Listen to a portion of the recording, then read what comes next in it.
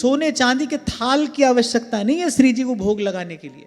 और ये तो वृंदावन धाम है, यहां तो हमने अपनी आंख से देखा है संत लोग फलमनिया करते और ऐसे ही किसी तरु लता के पत्र को लेकर एक सीख उसमें लगाकर उसका दोना बनाकर ठाकुर जी को भोग लगाते।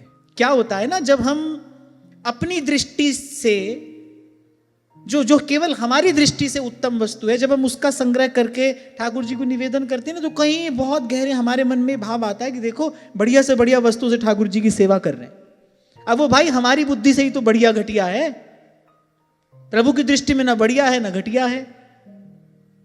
अरे प्रभु की दृष्टि में छोड़ो, एक तत्वज्ञ महापुरुष की दृष्टि में भी पंचभूत सोना है, वही मिट्टी का बर्तन भी वही पंचभूत है, उसके लिए तो मिट्टी सोना एक सा है। तो सब बढ़िया घटिया का बवाल हमारी बुद्धि में ही तो है।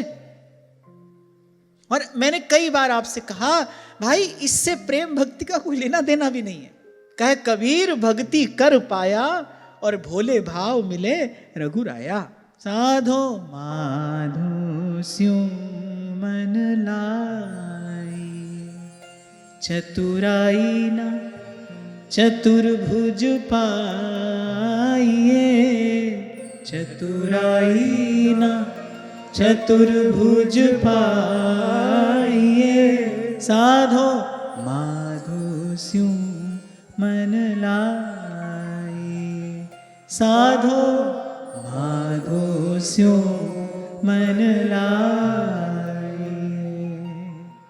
कोई प्रेम भाव में भरकर बोले कैसे भी शब्दों से वो आपकी स्तुति करे। एक बार एक नन्हा सा बालक मंदिर में गया और क ख ग सुना रहा है भगवान को। अब पंडित जी ने पूछा ये क्या तुम विद्यालय में थोड़ी खड़े हो, कक्षा में खड़े हो क्या पाठ सुना रहे हो? उसने कहा नहीं पंडित जी सब स्तुतियां इन्हीं से ही तो बनी है, अब स्तुति करनी तो मुझे आती नहीं, तो मैंने ये सब भगवान को सुना दिया, भगवान को जैसी अच्छी लगेगी वैसी स्तुति बना लेंगे। अब प्रसन्न हो तो भगवान इसी भाव से ही प्रसन्न हो जाए। बड़ी बात है, भोले भाव मिले रघुराया। ये जो एक छोटी सी बात समझ में आ जाए कि जब मैं था तब हरि नहीं, जब हरि है मैं ना है। इसलिए इस प्रसंग से ये बड़ी महत्वपूर्ण बात हमारे हाथ में आती है। हम कुछ भी करें पर हम इस बात का विचार सदा करते रहें कि भाई कोई करा रहा है हमसे, जो भी शुभ कार्य सत्कार्य पुण्य कार्य हम कर रहे हैं, जो भी सेवा हमारे हिस्से आई है, भाई ये किसी का दिया है, कोई करा रहा है हमसे, हम नहीं कर सकते। ये भाव यदि बना रहा फिर प्रेम प्रवाहित होगा। ध्रुवदास जी ने कहा ना, बोले जल और प्रेम का एक स्वभाव होता है, जहां निवान देखता है, जहां वो ढलान देखता है, बोले उसी ओर बह जाता है।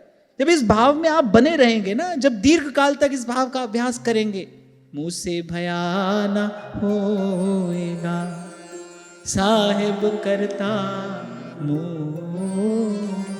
फिर इस भाव के अभ्यास से एक दैन्यता है, एक विनम्रता है, और वही दैन्य वही विनम्रता प्रभु को भाता है, सुहाता है, वही भाव प्रभु को प्रिय लगता है। तभी कहा ए दरबार दीन को आदर।